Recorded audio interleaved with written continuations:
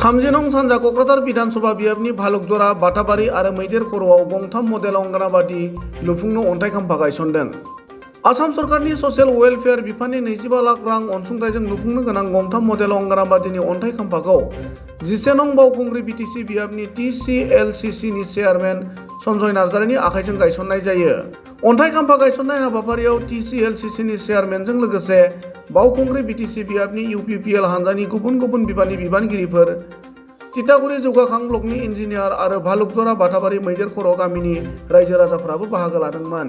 गुबुन फारसेथिं अन्थाइ खाम्फा गायसननाय हाबाफारिखौ मावफुंनाय बावखुंग्रि बियाबनि TCLCC नि चेयारमेन बिथाङा खौरांगिरिनि सिगाङाव बावखुंग्रि बियाब हिसाबै MLA आरो काउन्सिलनिफ्राय थोंजोङै गोबां अनसुंथाइ मोननाय जादों। बेफोरजों लामा दालां लुफुंनायजों लोगोसे सोलोंथाइ बिथिङाव गोबां खामानि मावदों। फरायसालिफोरखौ रिपेयारिं खालामनाय जादों। गोबां मडेल अंगनबादि लुफुंबाय होनना बुङो। जोंनि सानजा क'क्राझार विधानसभा समष्टिनि MLA मानगोनां लरेन्स इस्लारिनि अननायाव आरो बिथांनि मोजां खामानि मावनायनि बिदिन्थि हिसाबै दिनैहाय सानजा क'क्राझार विधानसभानि सिङाव दिनैहाय मोनथाम मडेल अंगनाबादि गायसननाय जाबाय। भालुकजरा मडेल अंगनाबादि, बाटाबारि मडेल अंगनाबादि आरो नैबे हाथिमाटा मडेल अंगनाबादि दिनैहाय मोनथाम बे मडेल अंगनाबादिखौ गायसननाय जादों। जोंनि MLA नि बिथोन बादियै बिथाङा जेबायदि जोंनि रायजो राजानि थाखाय बे ओनसोलखौ मोनसे जौगाखां खालामनो थाखाय माखासे थांखि आरो बिथांखि लानानै दिनैहाय बेबायदि हाबाफारिखौ मावफुंनो हादों। दिनैहाय खोब गोजोनथाव बाथ्रा।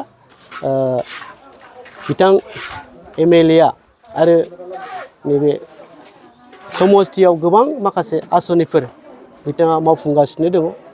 बिदिनो दिनैहाय जोङो मोनसेनि उनाव मोनसे जों माखासे जौगाखां खामानिफोरखौ जोङो नुनो मोनदों। जोङो बिनि थाखाय आङो गिबियाव MLA बिथांखौ आङो साबायखर बावबाय आरो जोंबो खोब गोजोननाय मोनदों।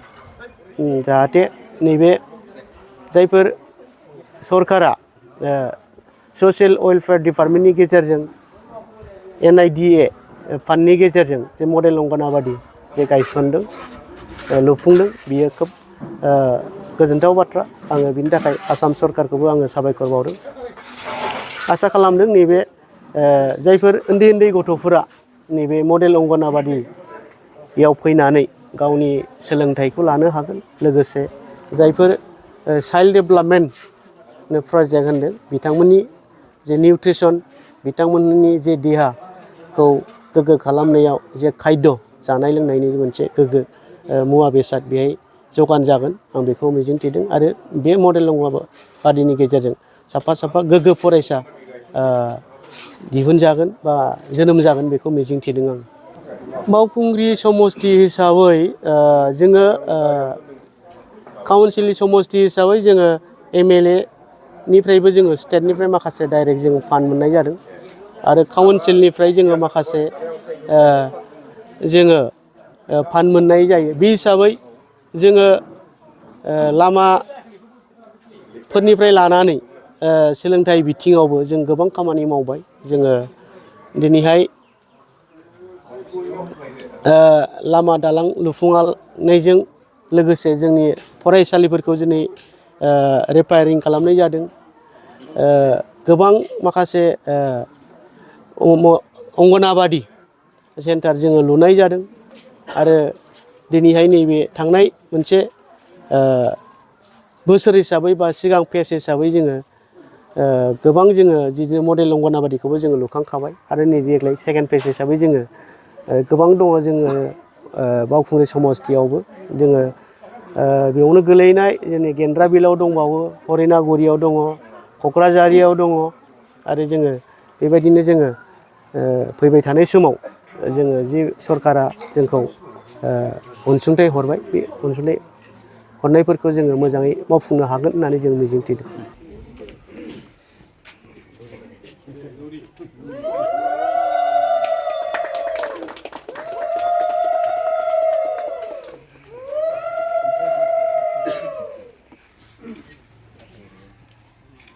फारि फारियै बयखौबो हरनो थाखाय आं खावलायबाय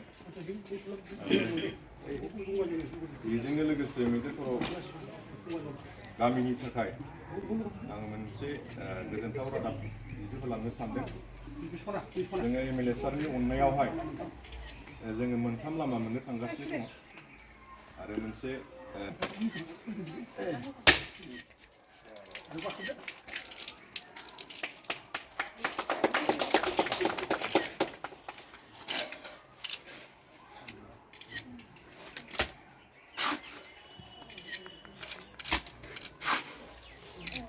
खावलायबाय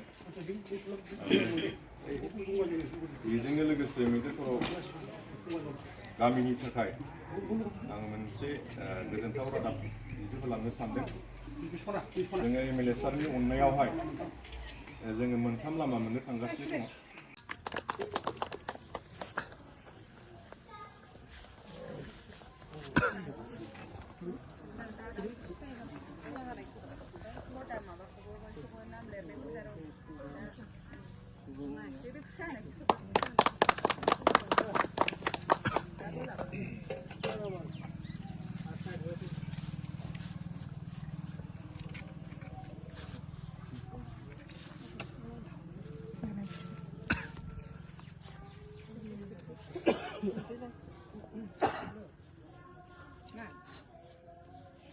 र' नै माबा खालामखाङाखै जोङो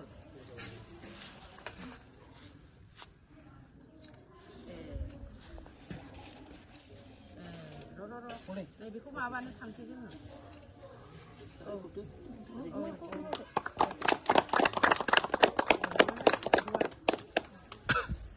नारेंखला बेफ्रुदो